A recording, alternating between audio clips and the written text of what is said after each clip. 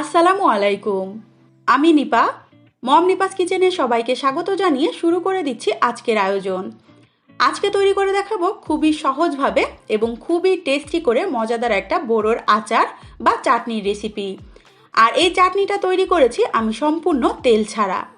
তেল ছাড়া তৈরি করা হলেও চাটনিটা খেতে যে কত বেশি মজার, এভাবে ট্রাই না করলে কিন্তু কখনোই বুঝতে পারবেন না। চলুন তাহলে মজাদার এই বড়ইয়ের চাটনির পুরো প্রস্তুত প্রণালী দেখে আসি। বড়ইয়ের চাটনিটা তৈরি করার জন্য এখানে আমি পরিমাণ মতো কিছু শুকনা বড়ই নিয়েছি।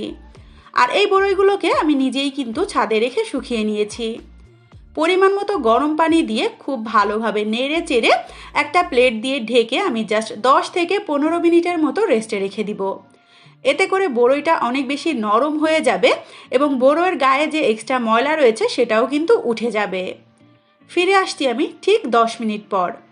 আর এই 10 মিনিটের মধ্যে আমি বড়ের আচারের জন্য বা চাটনির জন্য একটা স্পেশাল মশলা তৈরি করে নিব। তার জন্য চুলায় একটা প্যানের মধ্যে প্রথমেই দিয়ে দিচ্ছি 3টা শুকনা মরিচ। তার সঙ্গে দিয়ে দিচ্ছি এখানে হাফ চামচ পরিমাণ মৌরি বা মিষ্টি জিরা। দিয়ে দিচ্ছি এখানে হাফ চামচ পরিমাণ জিরা। তার সঙ্গে হাফ চামচ পরিমাণ পাঁচফোড়ন। গোটা ধনিয়াটা আমার কাছে ছিল না, এজন্য ব্যবহার করতে পারিনি। আচারটা বা চাটনিটা তৈরি করার সময় আমি ধনিয়ার গুঁড়াটা ব্যবহার করব।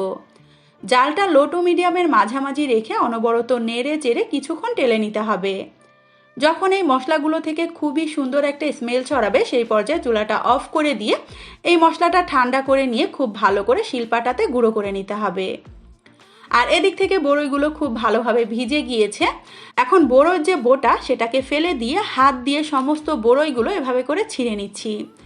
এতে করে চাটনি তৈরি করা সহজ হবে এবং বড়ইয়ের মধ্যে যদি কোনো ময়লা বা পোকা থাকে সেটাও বোঝা যাবে। একে একে সবগুলো বড়ই আমি ছিঁড়ে নিয়েছি। এখন চলে যাব সরাসরি মূল চাটনিটা তৈরি করতে। প্রথমেই চুলায় একটা প্যানের মধ্যে দিয়ে দিচ্ছি হাফ কাপ পরিমাণ খেজুরের গুড়। তার সঙ্গে দিয়ে দিচ্ছি হাফ কাপের মতো পানি। গুড়টা খুব ভালোভাবে কিছুক্ষণ জাল করতে হবে। এই পর্যায়ে গুড়টাকে জাল করে কিন্তু আঠালো করা যাবে না, জাস্ট গুড়টা গলে যাওয়া পর্যন্তই কিন্তু জাল করে নিলে হয়ে যাবে। গুড়টা যখন খুব ভালোভাবে গলে গিয়েছে সেই পর্যায়ে এখানে অ্যাড করে দিচ্ছি আগে থেকে রেডি করে রাখা বড়ই। কতটুকু পরিমাণ চাটনি বা আচার তৈরি করবেন সেই অনুপাতে বড়ইগুলো ব্যবহার করতে হবে এবং সেই অনুপাতে মশলাটাও ব্যবহার করতে হবে। দিয়ে দিচ্ছি এখানে 1/4 চা চামচ পরিমাণ লবণ এবং 1/4 চা চামচ পরিমাণ ধনিয়ার গুঁড়া। যেহেতু আমি আচারের মশলা তৈরির সময় গোটা ধনিয়াটা ব্যবহার করিনি। এখন আবারও খুব ভালোভাবে নেড়ে চেড়ে মিশিয়ে দিচ্ছি। আর এই চাটনিটা তৈরি করার সময় জালটা কিন্তু অবশ্যই লো টু মিডিয়ামের মাঝামাঝি থাকবে। কিছুক্ষণ নেড়ে চেড়ে প্রথমে এখানে অর্ধেক পরিমাণ দিয়ে দিচ্ছি আচারের মশলা, পরবর্তীতে বাকি অর্ধেকটুকু আবারও ব্যবহার করব।